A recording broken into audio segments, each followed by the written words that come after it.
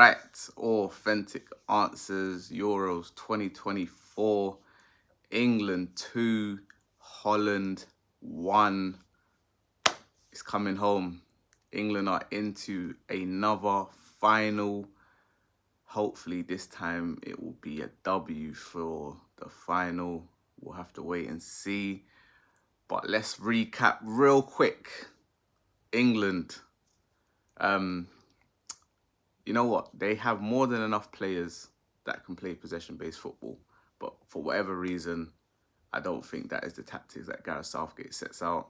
You see from the kickoff, long balls. I don't agree with long balls, especially when you've got someone like the Dutch that most of them are over 6 foot. Van Dijk, one of the best defenders in the world. You doing a long ball for Harry Kane, it's basically saying, right, just take the ball back, Holland, because more than likely he's going to win the header. 7 minutes in, Declan Rice caught on the ball, not really doing what he's supposed to do, gets caught. Xabi Simons takes the ball, does what he does. Very good goal. Pickford, maybe because he was running backwards, couldn't really steady himself. Carl Walker, I thought maybe could have got a bit closer. But yeah, can't take nothing away from the goal. In all honesty, I think the goal actually made England have to play. I think England would have been more than happy with just, going with the 0-0 and just being quite defensive. But they had to come out. And then bam, Harry Kane gets a penalty. A lot of people saying, was it a penalty? Was it not? Personally, I think it was a penalty. He did catch him. Granted, it was a bit harsh, but I think Ian Wright said it as well. If it was anywhere else on the pitch, it would have been given as a foul. So Harry Kane stepped up for the penalty, made it 1-1. And then I would say the first half, England probably had majority of the ball.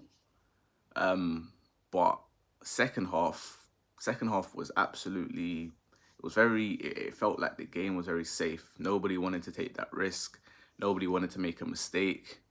And luckily, England probably have the best subs in the tournament. Best squad maybe in the tournament. Ollie Watkins hasn't had many minutes and stepped up, and he does what he's been doing for Aston Villa all season. Brilliant goal, made it 2-1, 91st minute, I believe it was, and sent England into the finals to face Spain. Now, to speak on certain players, first player I would like to speak on, Kobbie Maino. A lot of people was questioning Southgate's even selecting him to come to the Euros, and now he's arguably England's best midfielder. He's very direct, he's positive, plays with no fear. Most of the times, if anything's coming from the midfield, it's from him. He's just taken every game into his stride. Like, you can't actually fault the kid. He's doing very well. Hopefully he doesn't get too burnt out, comes back to the Man United camp, and he's ready to play for the next season. But Kobbie Maino definitely deserves a big shout out for the way that England played. Harry Kane, I've said it all tournament. Personally, I don't think this has been his tournament. He seems very sluggish. Maybe he's injured, tired, fatigued, whatever it might be. But I just don't think that... Obviously, he will play in the final because he's the captain. But reality is, I don't think he should. The goal that Ollie Watkins scored, Harry Kane is never scoring that goal because he doesn't make those type of runs. Harry Kane makes it very easy for defenders. His movement isn't there. He doesn't run. He comes short too often. So the defenders, they don't really have to worry about him, where you saw with Ollie Watkins, that one little run, and he's taken out the defender and he's given himself that little extra space to take a shot, which Harry Kane can't do. We probably know Harry Kane will start, but it's good to know that Tony and Watkins have both come on and been factors in England actually progressing in this tournament. Another person, Phil Foden, I do believe he had a good game, but when you look at the big four, Saka, Foden, Bellingham and Kane. He's the only one that hasn't registered an assist or a goal. It is unfair maybe to say he shouldn't start the final, but I think just for the balance, it might be maybe worthy of Cole Palmer or even a Gordon to play, because I feel like definitely on that left-hand side as well, it's very isolated. Luke Shaw did come on second half, but I felt like it still didn't really bring that balance on the left because there was no one for him to really do overlaps with. Jude was kind of covering that position, but it didn't really work. But with Foden, he definitely tries, he does the half turn, but you just, what Cole Palmer's done in being a substitute, Phil Foden hasn't done yet. So sometimes you got to think, you know what, let me give the players that's actually doing something right now the opportunity to really shine. And I think it would be good to see maybe Cole Palmer start over Phil Foden. Bukayo Saka, very good first half. I thought first half he done very well. I'm not liking the wing back position. Didn't really need to do it. Granted, him and Walker did kind of isolate Cody Gakpo. Didn't even have a shot on target. But we need Saka to be going forward, not worrying about defensive duties.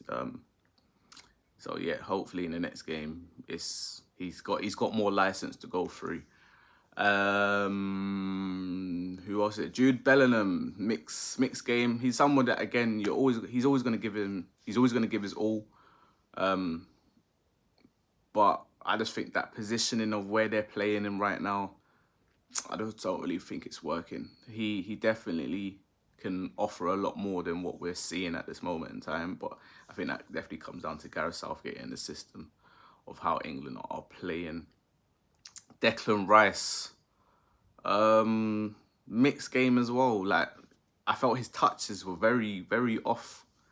There was a lot of times where like he looks very panicky sometimes, like just control the ball a lot better. And again, even with the lead up to the goal, I think he definitely should have done a lot better. Hopefully in the final. It's interesting because all season in the Prem it was always, oh, is he up to Rodri's level? And I think it's very clear to see that he's definitely not. Can he get there? Don't know. I think he's definitely, athletically, he's definitely a good player. But I think technically there's something still missing with Declan Rice that hopefully in time he might get better. Left back, Trippier. I do not want to see him starting on Sunday. Shouldn't happen. Granted, he's put in a shift, but it's just not there. And Gareth Southgate finally saw that, took him off at half-time. Luke Shaw needs to start the final. Maybe might even get his second final goal. Who knows? Yeah, have to wait and see. But Trippier, sorry, don't want to see you playing. Yeah, the defence, centre-backs, didn't really have much of a issue with them. They done all right. Carl Walker, sorry again, but I don't want to see you playing. Only thing is, if Carl Walker's right back, that means he'll be up against, who's their left winger? Okay, Nico Williams. Yeah, I think he will play.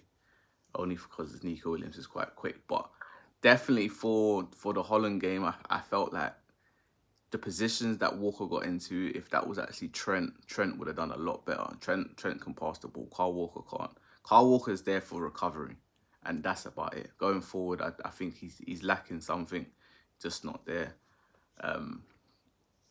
But yeah, England final. And you know what? You have to big up Southgate as well, because he's actually got England final, semi-final, and now another final. Just has to go on and win it now. Would be very good. Nice little July bank holiday, day after my birthday. Hopefully England can bring it home on German soil as well. That would be very interesting, especially with the whole history of England and Germany. But yeah, who will be victorious on Sunday? England versus Spain. I think Spain will definitely have a lot more of the ball. I think that's why England need to definitely have a bit more pace to them, a bit more balance, because you know Spain will just pass the ball non-stop. But yeah, it should be an interesting game. Southgate says he probably stepped down after this. Who knows? But if he goes, who comes in? A lot of people saying Graham Potter. I think just for the football ability, it would be nice to see England actually play better football. That's the only thing. Like, the calibre of players that England have, they're more than capable of playing better football. And they've kind of got away with it with the side of the draw they was on, obviously the penalties and all of this stuff, but you can only beat who's in front of you, and that's exactly what England have done right now. And yeah, who starts? Does Kane start? Does Palmer start? What's your thoughts? What's your predictions? Let me know. Authentic answers. Peace.